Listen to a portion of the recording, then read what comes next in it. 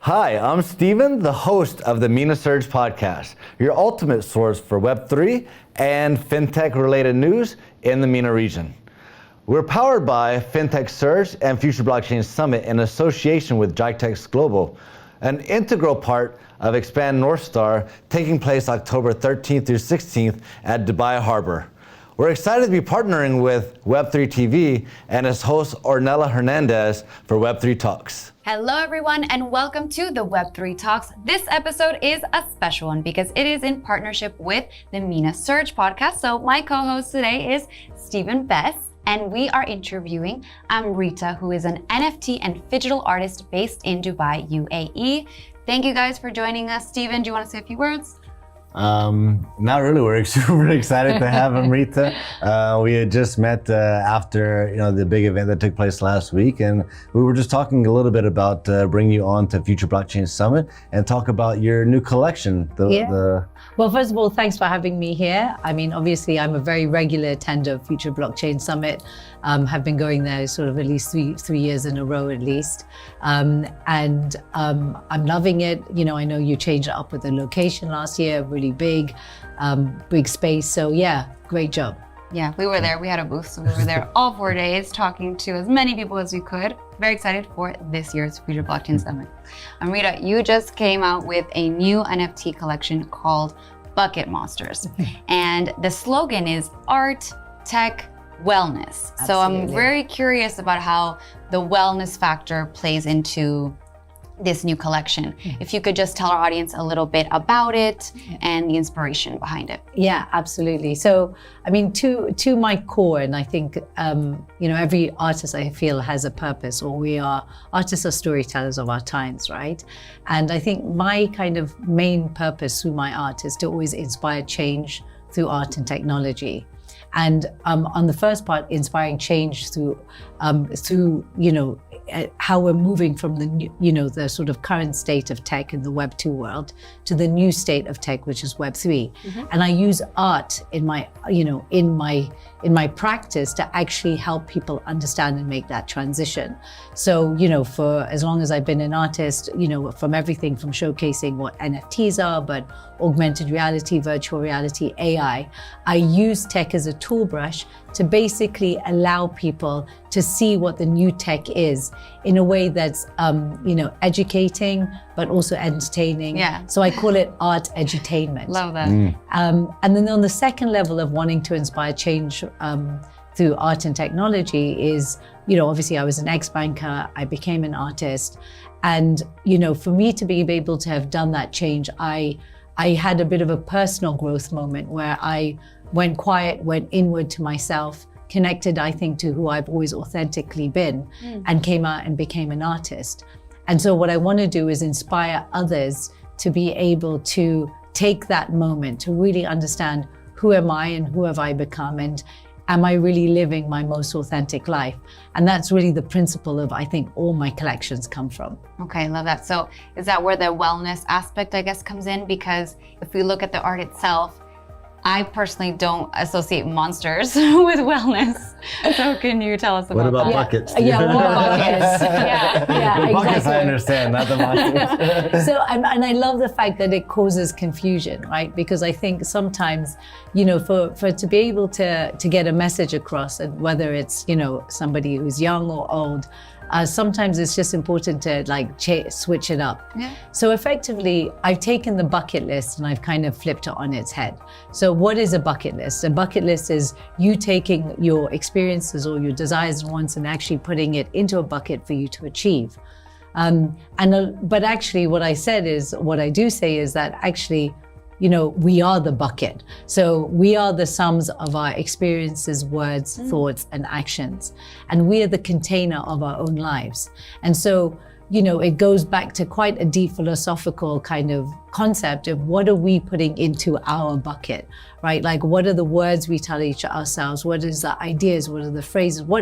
We are also the sum of all of our experiences, right? What we scroll on the internet, what we watch on Netflix, which restaurant we decide to go to, who we decide to hang out with. those all form parts of our experiences, which then form who we are. And so the question that I always have to people is, what kind of a bucket are you? Are you a happy bucket? Are you a loving bucket? Are you a messy bucket? Or maybe even a toxic bucket? And then the monsters represent the messes that we make in life. And so it's very normal for all of us to make messes and make mistakes. In fact, it's just the way we are hardwired. We're human beings, and it's okay to make mistakes. But the most important thing about making a mistake and making a mess is that you clean it up.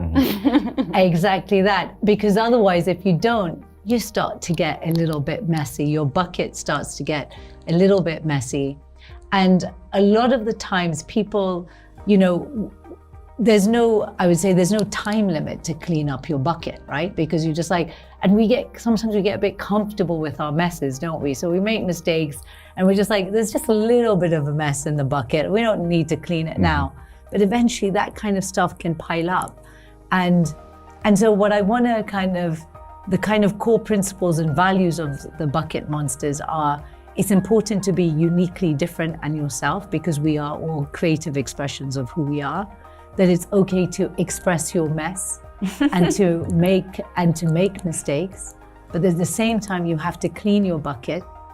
And when you do clean your bucket, you have to go and make sure that others in your community are doing the same, and what I call is vibe check. So you just vibe check and be like, how's the bucket cleaning coming today, and do you need help, and that fosters a little bit more, and that feeds into the whole concept of what it means to also be part of a community. Okay, so how do we help our viewers or even ourselves identify what bucket we are? What would you say your type of bucket is? I'd be the mop bucket. I'm the one that you use to clean other buckets. Okay. So you would be a helper of all the bucket cleaners. I guess you could say that, because as you were talking, I'm thinking, yes, there's messy buckets, but also I use a bucket to clean as well, not just clean the bucket, but you also use buckets to clean, right? Exactly. And actually, if you even think about what it takes to clean a bucket, if it's mess in and I think this equates to personal growth, right? A lot of the time, whether you call it wellness, personal growth, spiritual, whatever you want to connect to, the important thing is that, sometimes it's hard work. And we sometimes shy away from going inwards and actually working on ourselves.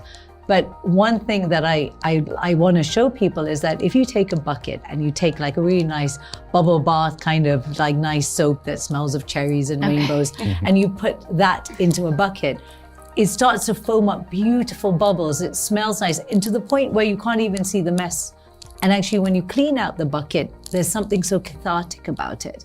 And so what I want to do is encourage people to be able to say that, personal growth doesn't need to, it can be messy, but it doesn't need to be unpleasant. Right. And I think a lot of people are scared of that. Okay. And what's been the reception so far from either buyers, collectors, or just people that you told that know about the collection? So it's at the moment, it's kind of a, if you know kind of vibe. It's very recently announced.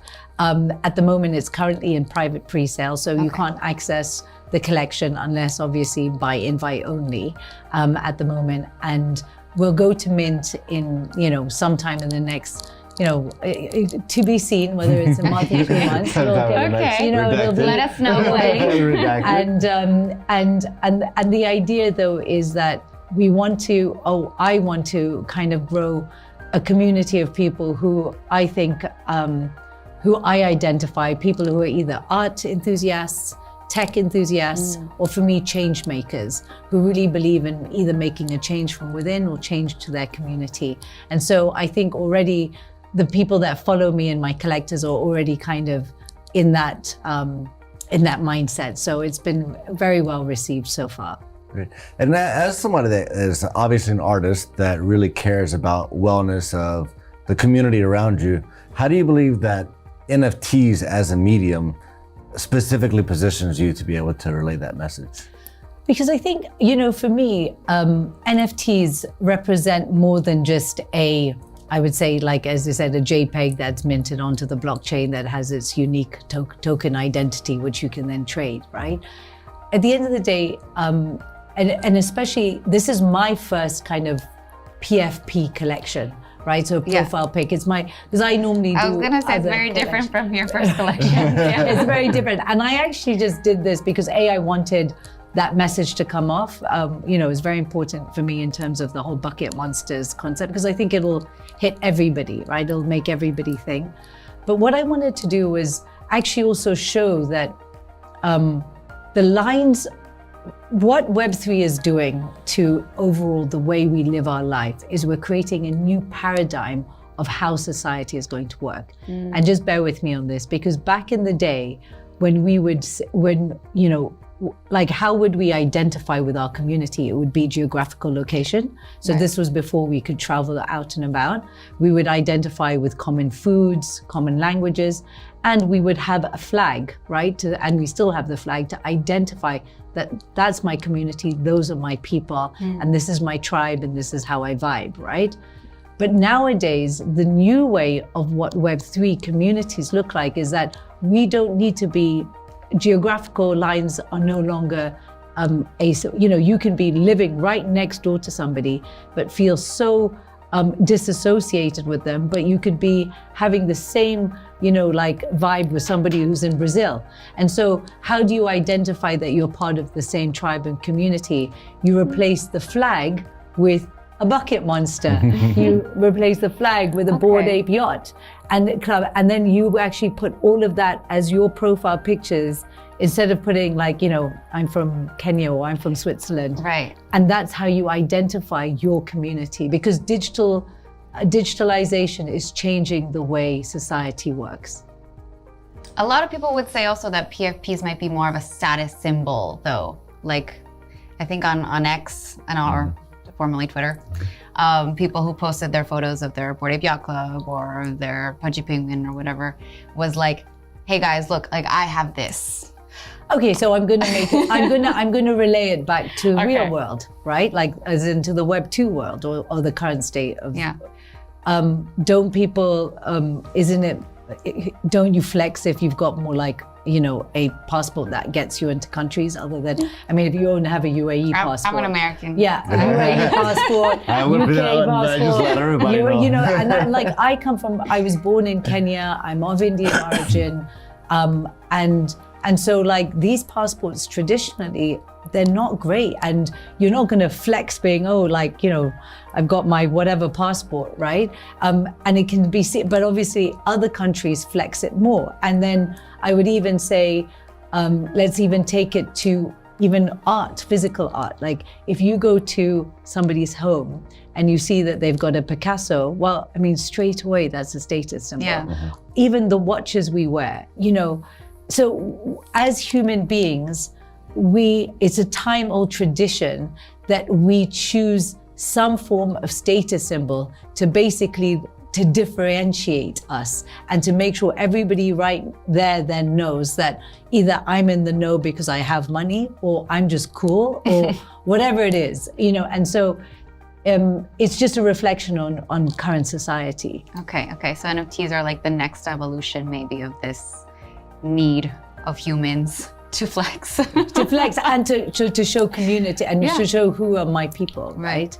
For sure. And NFTs as in general have a utility beyond just showing off that I spent a lot of money on this JPEG, right?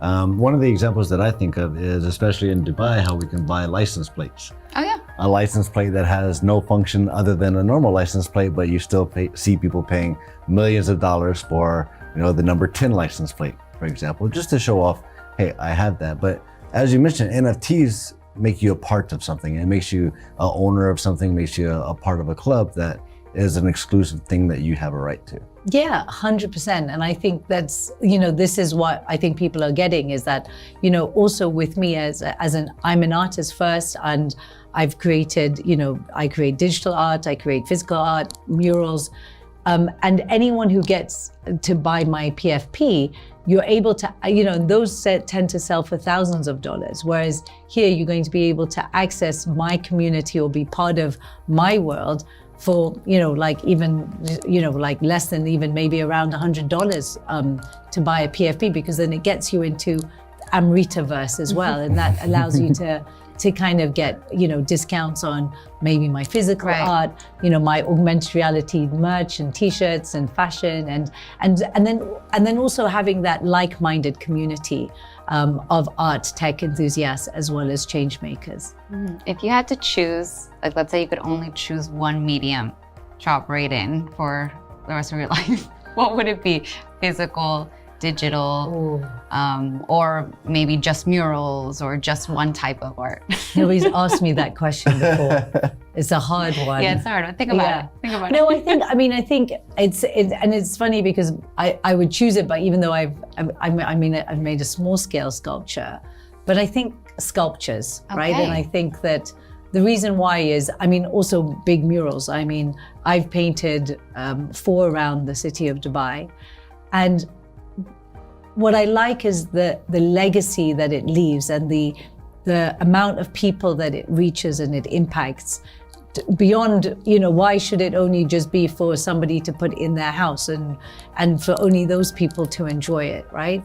And so I feel that with, sculptures, I think public art overall allows so many more people to enjoy it and interact with it in a different way. And I think what I would love to do is do more public art like I've done with the murals that merge the physical with the digital experience. Because I think that the next generation, every surface, they're just going to be putting their phone up and saying, well, this is not doing something. And I think it'll just become, especially now with the glasses, right? It's going to be a seamless transition between digital to physical. I'm actually very interested in the public art, in the things that cannot be duplicated as well. A mural, nobody's going to print out a massive mural on the side of the building. Same thing with sculptures. They typically don't just get printed out and then reproduced. And I wanted to hear a little bit more about what do you think the future is as far as public art and how technology will affect everything that we see alongside the buildings, on the tables, every sculpture that we see. How do you think that that's going to affect us positively other than just being a fun little trick that your phone can do?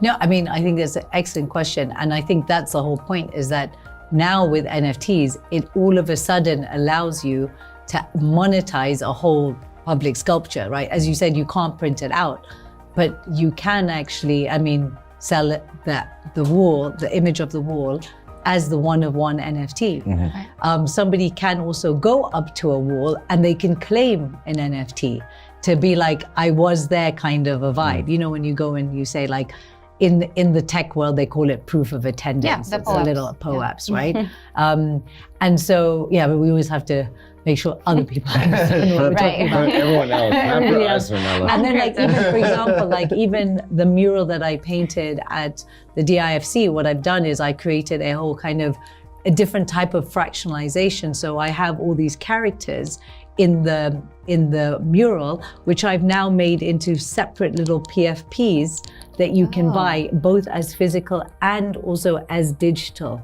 So there's also ways of then being able to take the public art, but then being able to also, monetize it for the artists, but most importantly, being able for people to have a piece of that. And then like what I did with the sculpture, I did a small scale sculpture, which I actually created my language and I had 145 slices of the sculpture. So I physically fractionalized the sculpture.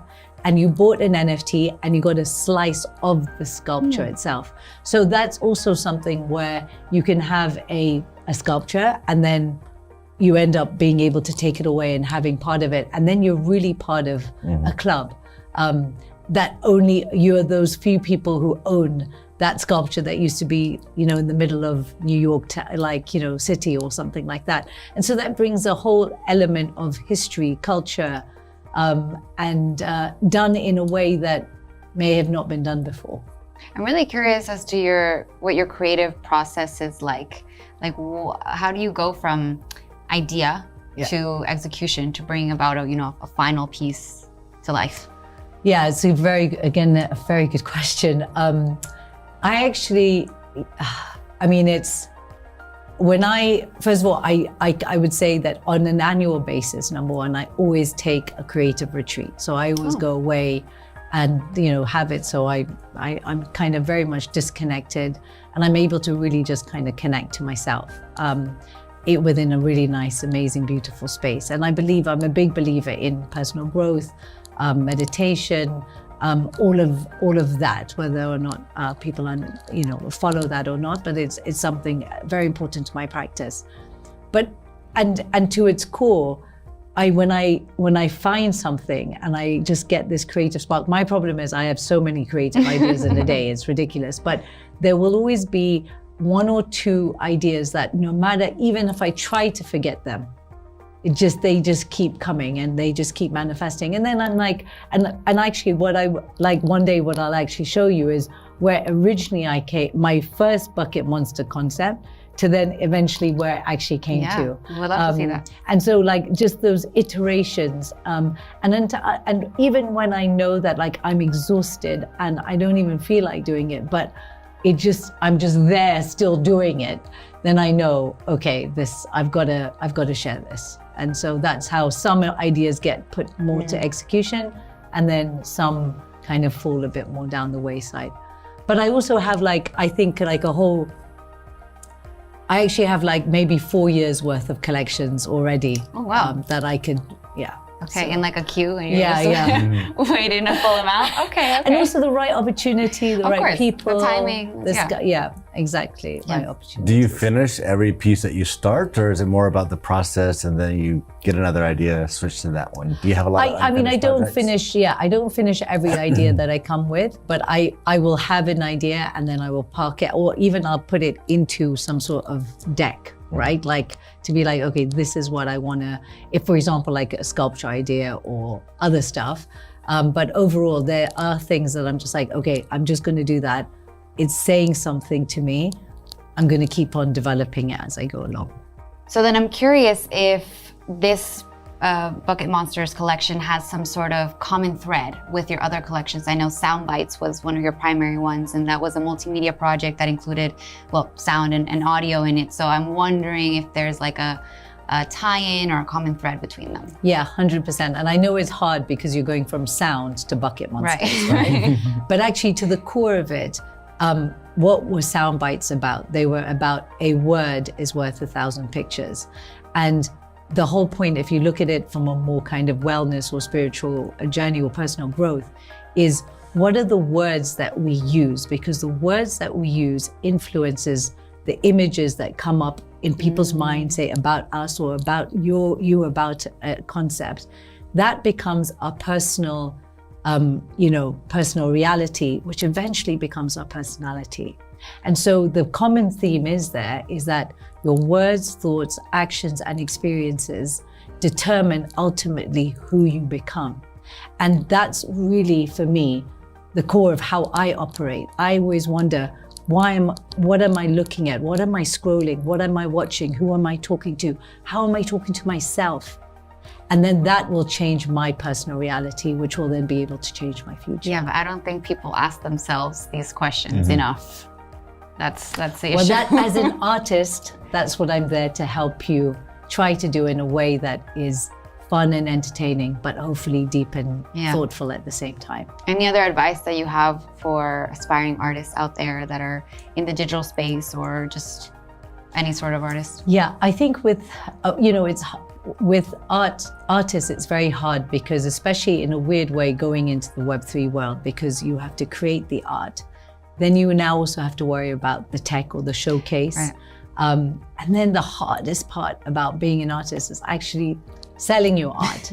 And so I would say that I don't think the Web 2 world has got it right, because it's very much full of gatekeepers and galleries. But also at the Web 3 side of it, it puts too much responsibility on the artist as well. And I know that they say, you just have to pay 2.5%, only on OpenSea you can just list it. But there still needs to be some sort of curation. So if you're an artist out there that's worrying about, everything from creation to selling, my advice is it isn't easy, and making sure that you kind of find your way around navigating and understanding that these are very different jobs, and actually to seek the right people to help you on them. Good advice. And you mentioned the word jobs, and that's what I always think about when I think of professional artists is how much of your time do you spend on the creation process versus how much time do you spend on the job part of it? Not as much as I would like to. And I think this is, I would say going forward, even just for my own learning, is making sure that I'm going to lean in a lot more to, and it's hard because I'm an ex-banker. I can do a spreadsheet as much as I can paint a big painting, which a lot of artists can't do. So I then get tempted to do both. But actually being able to say, no, this is where, as an artist, this is where I want to spend most of my time, but then getting other experts in to help either on the ops, the sales and marketing, and the tech side. And basically making sure you have a team behind you. So yeah, we always wish that you could spend more time on actually producing and creating, and I think that we'll get better products out of that as opposed to spending all of your time networking and trying to find the right buyers. And that's one of the things that at Future Blockchain Summit, we really try to emphasize is making sure that we have the right visitors so we have the right buyers for people like you to really showcase your work and find the right people that are interested in the things that you're looking for. Yeah, absolutely. For me, I think Future Blockchain Summit provides like a really amazing platform for everyone to expose what they're doing. More so also with art, because it gives everybody a little bit of, entertainment as well once they are networking. But being able to give the artists, you come, you bring your art, and we will bring the community for people to enjoy it, find out a little bit more about you. And I think having that merge, and they always say like, this is why in the DIFC you have the art galleries with the finance, and they always say that when finance people get together, they like to talk about art, and when artists get together, they like to talk about money. And so being able to bring in collectors and being a platform where people can come and enjoy your art, and you just have to produce it and have that on show, it is a great connection. All right, one last question for you, Amrita. I am really curious to hear your thoughts on what you think about meme coin mania and runes on Bitcoin and all these crazy things that some people say might make us look a little unserious or silly as an industry, but at the same time, it's just a fun thing. Oh my God, I could have a whole podcast. Okay. But just as a very quick thing is, I would say that it's hard to not get caught up in FOMO and to get caught up in the hype. And even, Web3, one of the cool things about Web3 is people are able to move very, very quickly, right? Like it's something that the Web2 community would take ages to do. So then there are these kind of hype and fads and these bubbles. And even as me as an artist, I was like, oh no, like I'm launching it on Solana. I was like, oh my God, I should have done it on Runes. But you just need to know not to get too caught up in that hype. However, if you are well positioned to take care of the hype, to take, advantage of the hype, then why not, right? I mean, at the same time, as long as it's done in a way that you're not going to harm anybody and scam anybody. Yes. And then at a very kind of, now I'm talking a bit like my ex-banker side, it's a little bit of a parody on the current kind of financial system. Because if you ask, it's interesting to see a Web2 banker having a conversation with a Web3 degen, because the Web2 bankers are like, it's a meme coin, it's based on nothing. It's actually, there's got no substance to it. All you're doing is you're taking something, pumping it up, selling it off and making lots of money. And then the degen will look at the web and say, well, the money that he's making. I know, but the Web3 guy's looking at the banker and saying, but that's what you've kind of done for generations within the system. The only difference is I'm not going to go and be making thousands of plastic toys just to feel that I've got a business, or using the world's resources just to make a business so that there's substance to it, so I can pump up the prices. And so, I mean, it's a very delicate topic. The current financial system, in a way, if you want to be a little bit cynical, you can very much parody in it and say, isn't it a little bit like a meme coin? And that's Amrita's hot take. Yeah. No, but I love it. Thank you so much for your time today, Amrita. Yeah. I will definitely be checking out Bucket Monsters. Keep us updated with any more updates or new collections that you have going on. Absolutely. And yeah, please do follow us, bucketmonsters.com. Managed to get the .com, so I can firmly say nobody's ever done it before. And I just hope everybody really resonates with it. And hopefully you'll start to tell me what kind of a bucket you are and if some people should be cleaning their buckets or not. Everyone go check out bucketmonsters.com. Thank you, Steven, for being my co-host today. Of course. This episode was in partnership with the Mina Surge podcast. Everyone go check out other episodes of Web3 Talks while you're on Web3 TV, and I'll see you guys next week.